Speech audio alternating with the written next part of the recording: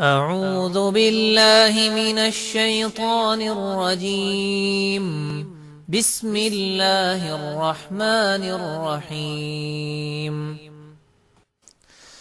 قل أعوذ برب الفلق من شر ما خلق ومن شر غاسق إذا وقب ومن شر النفاثات في العقد ومن شر حاسد إذا حسد.